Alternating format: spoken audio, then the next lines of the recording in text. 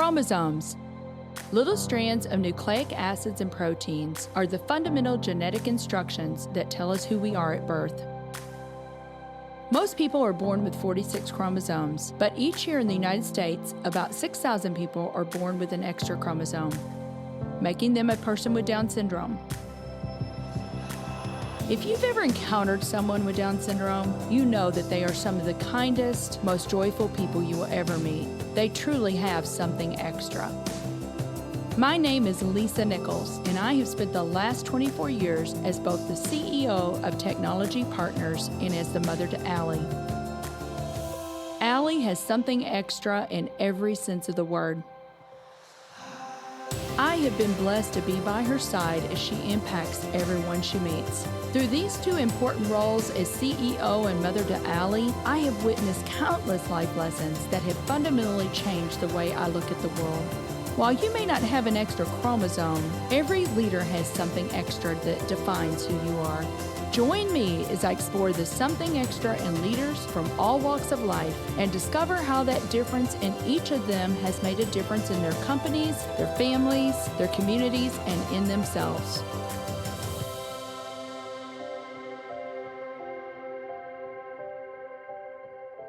I'm excited to have Doug Wilber on the show today. Doug is the CEO of DenimSocial, a social media management software company that provides tools to empower marketers in regulated industries to manage organic social media content on one platform. Doug, I'm excited about our conversation today. You and I were connected through our mutual friend, Jack Scatizzi. And Jack said, I think the two of you need to know each other. And after talking to you, I'm like, oh my goodness, you have to come on the show. So thank you so much. I can't wait for our listeners to get to know you and everything that you're doing today, which is really exciting. Yeah, I'm pumped to be here. Thank you. So tell me a little bit. You didn't grow up in St. Louis. I'm not. I'm a transplant. So I grew up in a small town in upstate New York, made my way to college in Pennsylvania. And after graduating from Penn State, I moved to Chicago, where I spent 12 years before relocating down here to St. Louis to be closer to my wife's family. Well, we're so excited to have you. So I know that what moved you here, and you've already mentioned your wife, you said you guys were working at the same marketing agency. We were. And you were good friends. You were cube mates, I think. And then you decided to go back to graduate school, and then you started dating. It's funny how things work out, right? It's, absence made the heart grow fonder, that's for sure. Yes, I am sure that's true. Well, you guys were best friends. So tell me a little bit about growing up. I mean, did you have siblings? I do. So it was just my little brother and I. So he's 5 years younger than I am. We had a pretty tight-knit family. I was very fortunate to have a very large extended family as well. My mom is one of 9 children and my dad's one of 5. So lots of cousins and aunts and uncles and all of that around. That was really beneficial for me growing up to really understand the value of having a good support system. My dad was a businessman. Mom was a teacher. And so they instilled in us very good work ethic and the value of hard work and the value of education really from an early age. Mm-hmm. What a blessing. Oh, absolutely. Absolutely. Well, okay. So we've already talked about that you worked in the marketing agency in Chicago. So you went back to get your MBA? I did. So I was very fortunate to have the opportunity to go back to State College for my MBA. So I'm one of a few folks that, did my undergrad and grad work at the same institution. Was invited to come back to Penn State to get my MBA. Phenomenal opportunity to kind of go back to Happy Valley and tramp on the same streets I did as an undergrad. And you looked at it from a much different lens when you were a little bit older, that's for sure. Couldn't speak more highly of the opportunity that I was given to get an education at an institution like that. Very good. Well, just looking at your LinkedIn profile, I counted at least 15 roles that you have had. In about 12 different organizations. Yeah, so I don't have a fear of commitment, that's for sure. I've been very fortunate over my career, and especially since I've come here to St. Louis, I got involved with a venture capital firm called 630. The fun fact on the name is that is the height and the width of the arch.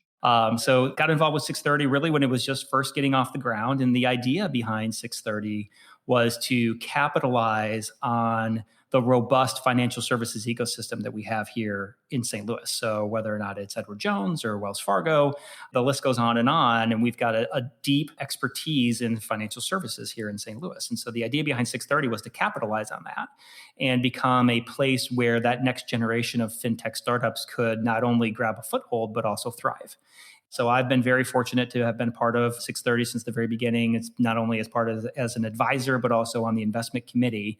Yeah, have been able to give back to the community in many ways and be able to help these folks that are just coming up the learning curve, so to speak, on how to grow a startup, navigate those tough waters. Gosh, Doug, you have done so many things.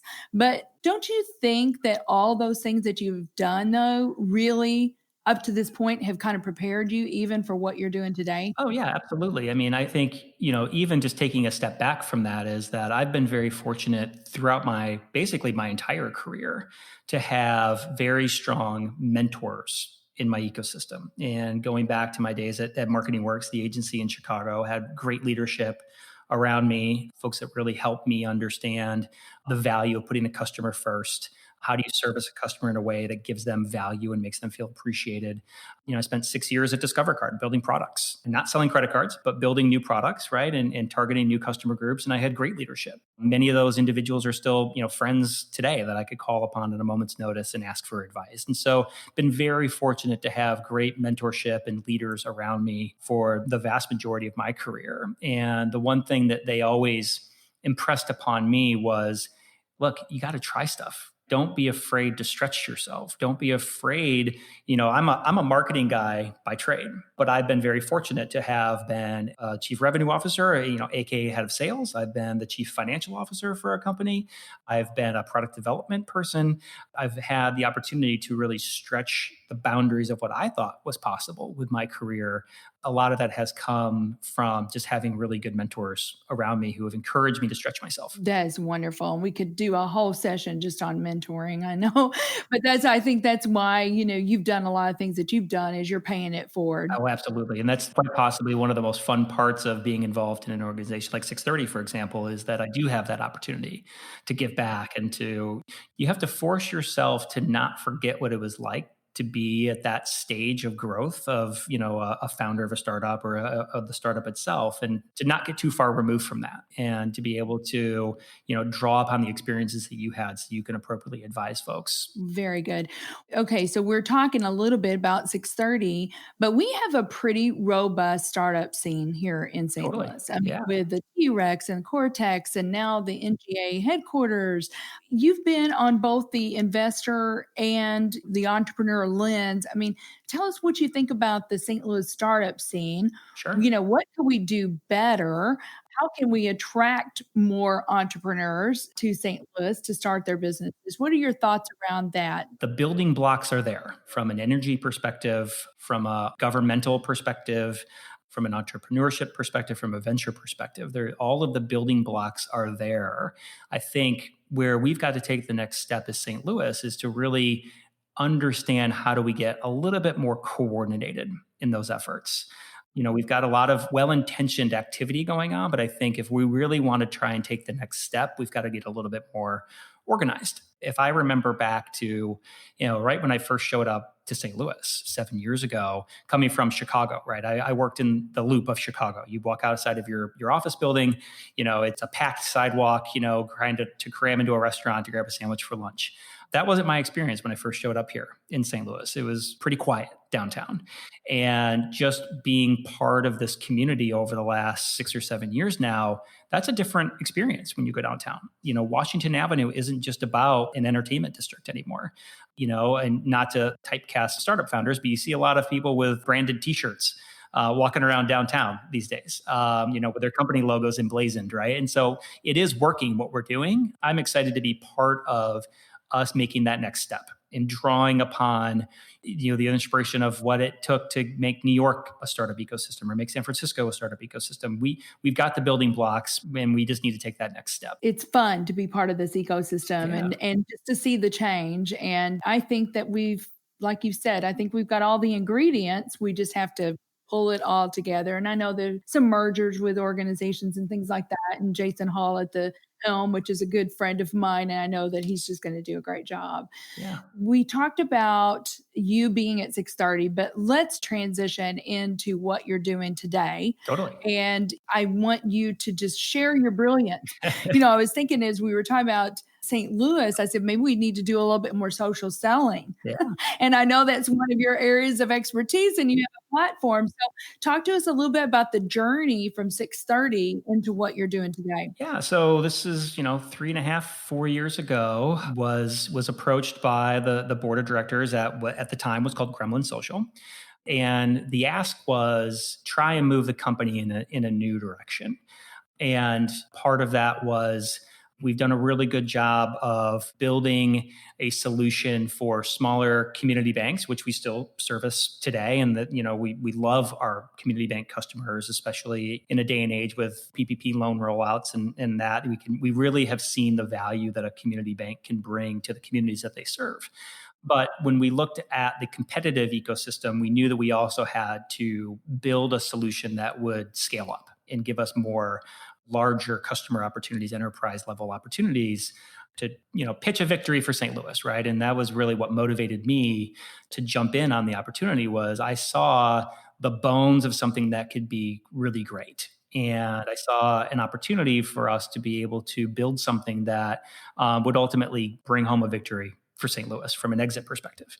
So took over the helm of Gremlin. We made a couple of acquisitions back in 2018 to shore up some gaps in our technology, which were great. And then it wasn't soon after that I met a gentleman out of Des Moines, Iowa. His name is Greg Bailey. Greg was previously, a senior level marketing executive in the insurance vertical. He had left his cushy corporate job, sort of like I had left my cushy corporate job, to found a startup called Denim Labs. And as we got to know each other better, we quickly came to the conclusion that our platforms were very complementary. So complementary, in fact, that we should move beyond just being fans of each other and we should actually bring them together, create a new company, which we've called DenimSocial. We brought that company together in the height of the first round of the pandemic, so to speak. We announced that merger in May of last year. We also announced that we had taken a round of capital from Herman Companies, which is a local venture capital outfit helmed by Rick Holton here in town, which has been phenomenal. We brought the two platforms together, and really the driving thesis or ethos behind that transaction was that understanding in the financial services arena, ultimately people buy from people, or people bank with people, as we like to say. And what that means is that, we've got wealth advisors and we've got commercial lending operations and mortgage lenders and private bankers. We have all these individuals in our lives that we as consumers lean upon to be able to make more sound financial decisions. And while the former Gremlin was solving that challenge of giving those advisors a better opportunity to connect with those customers, we were doing so from a social publishing perspective and making it easier for them to compliantly engage with customers and prospects on social media. The Denim Labs team was focused on optimizing social advertising at the local level and at the advisor level. And so bringing those two platforms together was really just a unique opportunity, understanding that consumers, the path to purchase is by no means linear in our space. You don't wake up in the morning thinking about, oh man, I need to rebalance my IRA, right? That's not top of mind for most consumers. It's very much life stage driven, very much trigger driven. So, maybe you're expecting another child, maybe you're moving to a new city, maybe you're changing jobs. There's a number of life triggers that would motivate a consumer to make a change. And that's where we believe we've got a unique opportunity to make sure that the advisors that are connected to these consumers have an opportunity to engage with them when the customer is most ready to buy. So that's what we're focused on building at DenimSocial. Yeah. So I want to dig into that more. Something that you had written, 96% of individuals say that they really want their advisors to use technology, but they don't want that at the expense of the human element. It really, truly does need to be both.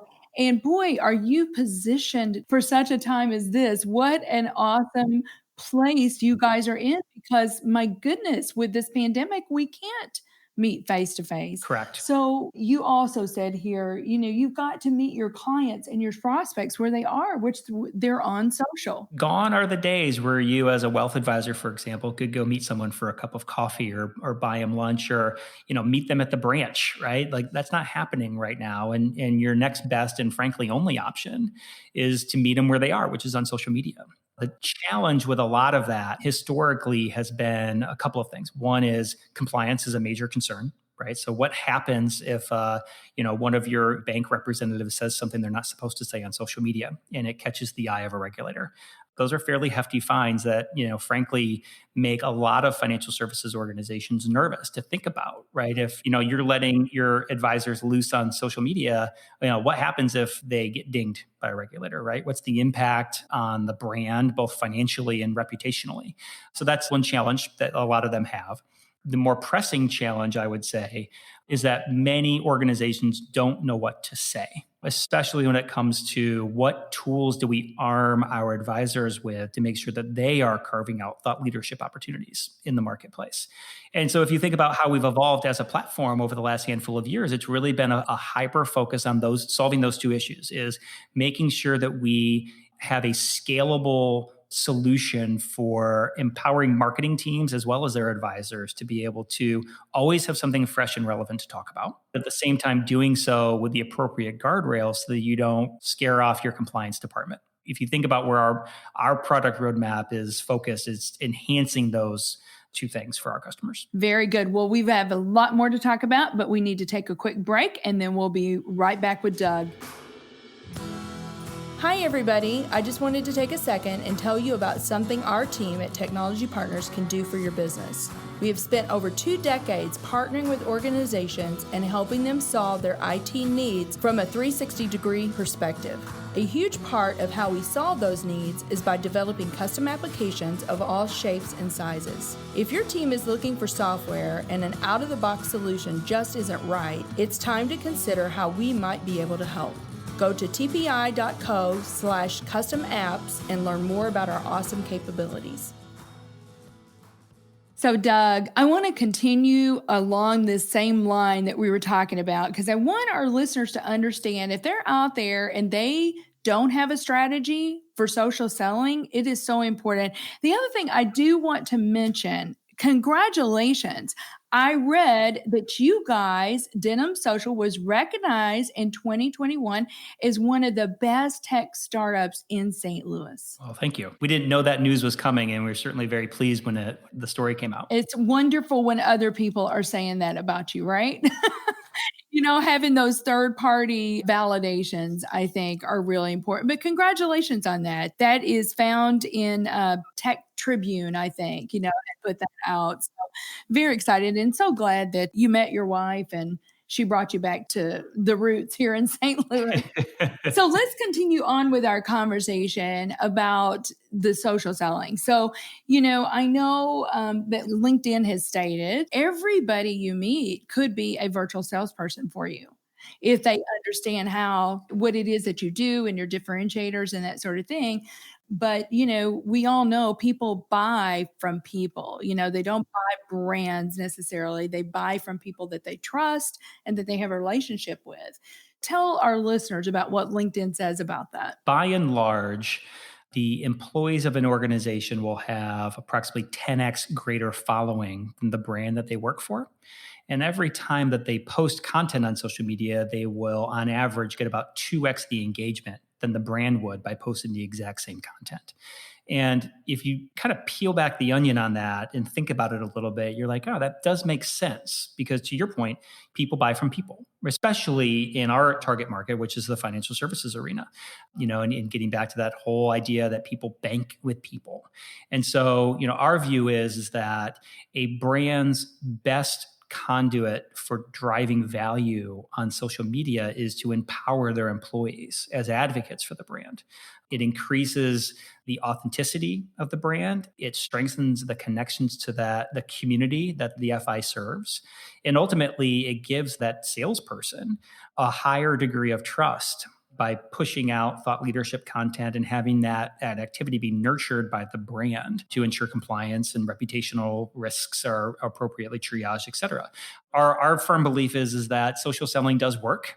It needs to be executed in a coordinated fashion. So making sure that marketing and compliance are all on the same page and that you've got the appropriate monitoring, the appropriate guardrails established, so to speak, right? With things like keyword filtration and approval workflows and archiving of content, et cetera. But at the end of the day, our customers find that by getting organized around social media and specifically around transforming their employees into advocates for the brand is really the best way to drive value on social media. So what are your favorite platforms? I mean, obviously LinkedIn. It's been really interesting for our customers. Increasingly, LinkedIn has become a very powerful driver of engagement. Some of it is a testament to, our customer base, right? So whether you're a wealth advisor, you're a commercial lender, you're a mortgage lender who's trying to build deeper relationships with, real estate professionals, et cetera. LinkedIn is really a great place to be able to cultivate those relationships and engage with each other. And ultimately, giving yourself a much greater opportunity to get that referral from somebody that you're connected with, right? Well, I'm sure that if somebody wants to learn more, you'd be happy to talk to them. Totally. That'll be in show notes and they can reach out to you. Like I said, you've had about 15 roles in your career, everything from investor to entrepreneur to now CEO. If there is an entrepreneur in the making, an entrepreneur in residence that is out there in our listening audience, and if you were them, what are some of the things that you would be doing? How would you start? What's the mindset need to look like? Venturing off and starting your own thing is not for the faint of heart. It takes a lot of thick skin because 99 times out of 100, you're going to be told no. It's just the nature of the beast. The advice I give a lot of folks that are starting to think about, hey, I want to go start this thing. Be prepared. You're going to have doors slammed in your face a lot. To be ready for that. But at the same time, really think hard about a couple of things. One being, where is the problem? Is the problem large enough? In our world, we call that the total addressable market or the TAM, right? Is the TAM large enough to warrant jumping off the deep end and starting something? Is there an opportunity to come at the problem and solve it from a different direction that's going to give you a competitive advantage? And then the last piece of it is, do you have a personal passion around solving this problem? Not necessarily a financial passion, a personal passion. And in many ways, that's the piece that's hardest. It's a lifestyle that you're signing up for as an entrepreneur. You are going to eat, sleep, breathe this business. And given the fact that it's a very rocky road, do you feel like you care enough about this problem to have the longevity to solve it? And so those are the things that I advise many people on when they're thinking about getting started with their own venture or scaling their startup is, that gut check. As you were talking, Doug, I got an image of a baby, the care and feeding. I mean, listen, your heart and soul is in there. You can come to a point where you've got revenues that you can hire additional staff and that sort of thing. But boy, the startup, it is not for the faint of heart, for sure. No, to play on the analogy of the baby, I mean, you also have to recognize when it's time for the baby to leave the nest. And many entrepreneurs, and a lot of the value that we provide at 630 and a lot of the personal mentoring and advisement that I do is really built around, okay, you've gotten your startup off the ground. You've shown some preliminary product market fit. You've maybe, landed a handful of customers, but you're probably struggling to scale. And some of that is as a founder. And if you think about in many ways, and it's not a ding against the founder, but in many ways, they're not business people, right? They're somebody who has that personal passion. They've identified that personal passion. So many ways, surrounding yourself with astute business people who understand how to scale businesses is quite possibly that next most important step in kind of the maturation of the company. Could not agree more. Tell me this, 2020. Yeah. It's been like something none of us have ever seen before in our life. But it was like I told my grandson yesterday, he was lamenting over something. And I said, Sawyer, for every cloud, there usually are silver linings. And he found his silver lining in his disappointment. But tell me what 2020 taught Doug. So I think there's a couple of things. I mean, the silver lining piece of it is we were forced to reacclimate around the home front and to get closer as a family unit, right? And so my wife and me and our kids are probably closer now than we ever have. And, we're not being distracted by running around and all of the things that you would do as parents and shuttling people off to sports practices and after school events and birthday parties and all the other things. When then all that went away and we were left with each other, we actually reconnected with each other, right? And my kids are little, so I mean, it's still highly dependent on me, but it was nice to have that moment in time where we did hit the reset button on what does it mean to be a family with each other. So that's my silver lining piece of it. I think what 2020 left me was it really challenged me as a leader, kind of getting back to that whole notion of like stretching yourself. I'm very much like a coach mentality when it comes to leadership. I want to be in the ditch, so to speak, with the shovel, with the team, and building things together. And a lot of that would come through with the way that we structured our office environment. We had a very open floor plan. Nobody had an office. We were all sitting at desks together, very much hands-on managerial philosophy. And that all went away. And so for me as a leader, it really forced me to stretch myself to think about how do I motivate my team? And mind you, it wasn't just the team here in St. Louis. We had brought the Denim Labs guys into the fold. That team is based in Des Moines. We also had some people who were working remotely in other parts of the country. How do you motivate a team? And how do you keep the trains running on time, so to speak, when you're not all in the same place together? And that was a significant challenge for me, admittedly. And it was an exhausting challenge, but I think it was as a necessary for me to grow my capabilities as a leader is to, have that challenge put in front of me. So I'm in many ways, I'm thankful for 2020. It's been a rough road and certainly wouldn't wish it upon us again collectively as a society. But if in many ways I've come out as a stronger husband, father, CEO than I was, at the end of 2019. Very good. Doug, this is something extra. And I have to ask you, what is the something extra that you believe every leader needs? It kind of gets back to this whole idea of having really good mentors around you. And one of the things that they impressed upon me was this notion of intellectual curiosity. And that's something extra for me as a leader has always been just asking that one more why.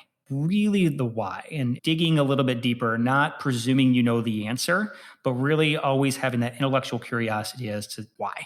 That's the number one kind of something extra for me in my career has always been like, ask that one last question. Yeah. And I am thinking that can take multiple forms. So you can say, why do we need to do it that way? Mm-hmm. So yeah, it can take multiple forms that yeah, and you think about it from a customer perspective, right? We're a very customer first organization. And so for us, it's, well, why is the customer asking us to do that? Why are they asking us to build that feature, for example? And not either just dismissing it or doing it because they said to, but like really asking why. What's that intellectual curiosity? And how can we ask that one more question that gives us the insight that we need? Yeah. And that's the key, right? Mm-hmm. The insight that we need so that we can make the right decisions. Yep. Wonderful. Well, Doug, is there anything that you want to talk about that you want our listeners to know about that we haven't already talked about? Yeah, sure. No, this has been great. I've really enjoyed the time together. And certainly if, you are a listener and you work in the financial services arena, without being too much of a sales pitch, we'd love to talk to you. We think we've got a lot of opportunity to help folks within the financial services arena to be able to harness that collective horsepower of their employees' reach on social. And if you're curious to learn more, hit me up. Very good. Well, Doug, thanks again. Thanks for being here. Mm-hmm. I loved our conversation, and I know that our listeners will as well. Yeah, thank you so much. Thank you for listening to today's show. Something Extra with Lisa Nichols is a Technology Partners production. Copyright Technology Partners, Inc., 2019. For show notes or to reach Lisa, visit tpi.co/podcast. Don't forget to leave a review on Apple Podcasts, Google Play, or wherever you listen.